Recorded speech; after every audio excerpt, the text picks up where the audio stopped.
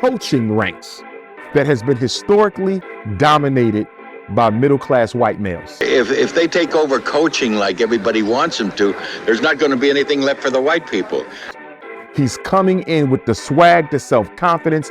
They win 3 games off the rip.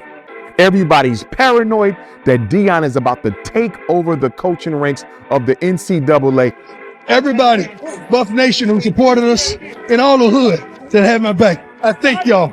God, this is good. Bad things. It's a lot of bad things that they wish and they wish and they wish. And so here we go again. Welcome back to the Dark Times channel. And I know everybody's probably pretty familiar with Dr. Umar Johnson. And I came across this clip or this interview that he did a couple of days ago in which he was asked a question as it relates to Deion Sanders and his treatment amongst the college ranks. And not just Deion Sanders, but black athletes as a whole. Why certain individuals historically have fought against not only black coaches, but also have fought against the idea of black college athletes and black athletes in general joining the ranks. Once we are given a fair chance, we excel. And as you know, because you've seen it with tennis, I know I can get it. I know it. You say it so easily. Why? Because I believe it. When she says something, we done told you what's happening. You do it with a little black head and let her be a kid. She'll answer it with a lot of confidence. Leave that alone. you've seen it with golf. Golf's quite often seen as an upper class white game. Do you ever feel that at all? Every time I go to a major country club, always feel it. You can always sense it. People are always staring at you. What are you doing here? You shouldn't be here. When I go to Texas or Florida, you always feel it because they're saying, why are you here? You're not supposed to be here. Little boy's driving it well, he's putting well, he's doing everything it takes to win. So you know what you guys do when he gets in here? Pat him on the back, say congratulations, enjoy it, and tell him not to serve fried chicken next year. Got it. All right. Or collard greens, or whatever the hell they serve. The moment since he was 3, he waited for this, and this putt for par and the Masters record. You've seen it with boxing. Referee's count seems fast. Johnson's up at 8. He's mad. Ketchell's excited, comes in wide open, takes the right square in the jaw. They're both down. Johnson gets up and the referee counts over Ketchell.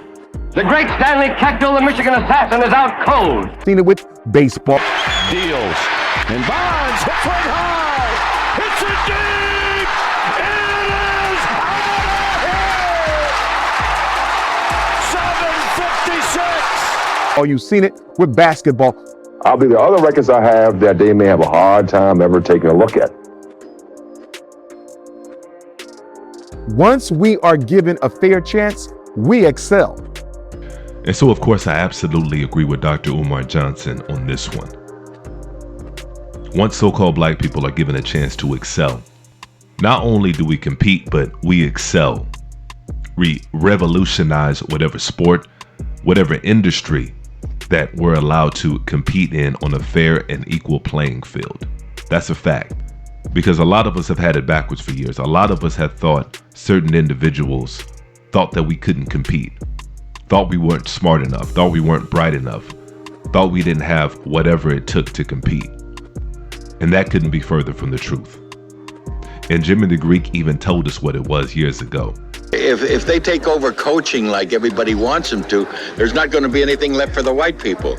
I mean, all the players are black. I mean, the only thing that the whites control is the coaching jobs. Yeah, maybe we need to get more black coaches, don't we? Oh, it's all right with me. Okay, well, I'm sure that they'll take over that pretty soon. And this is the clip that actually got him banned. Now, keep in mind, this clip was in the 80s, I believe. He didn't get banned for offending a certain segment, a small segment of the society, because they were doing far worse back then. He didn't get banned for his offense or so-called defense towards the so-called black community. He got banned because he told the truth. If we let them in, what jobs are going to be left for us? That's why he was banned. He got banned for telling the truth. He got banned for speaking what was supposed to be unspoken, because certain individuals have a fear that they won't be able to compete on an even playing field, or at the very least, it'll add to the degree of difficulty. And Dr. Umar Johnson also touched on something else as it relates to Deion Sanders and the reason he was hired at Colorado. And I also believe that there might have been some systemic influence upon the offer he got from Colorado, because I really do think that the white power structure stood back and they looked at the threat Deion posed to the success and the financial wherewithal of the PWI had he been able to continue to take top athletes from D1 and bring them on over to the HBCUs, many of which are D1 as well. But I think they were very afraid that Deion could have begun to undermine the multi-billion-dollar PWI black high school student to white college pipeline. And so absolutely, there's no doubt about it. The real reason why Deion Sanders was brought to Colorado in the first place, because it's not that college football saw the light and saw that Deion Sanders was absolutely excelling at Jackson State.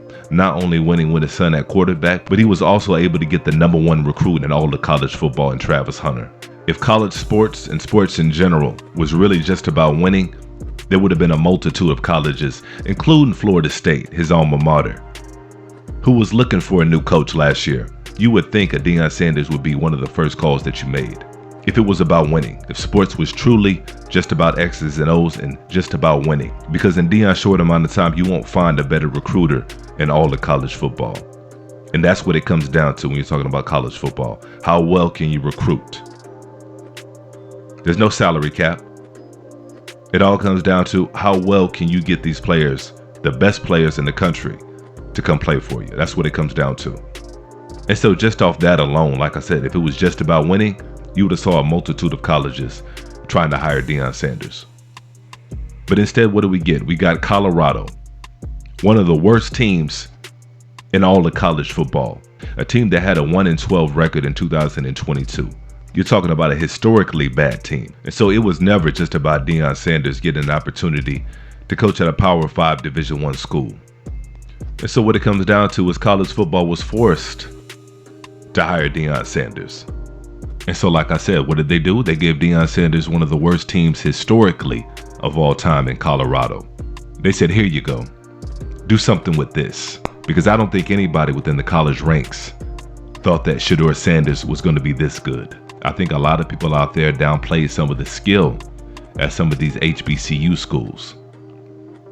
And so subsequently, they thought Deion Sanders would go to Colorado, his son would play for him, and they would be a middle of the run team.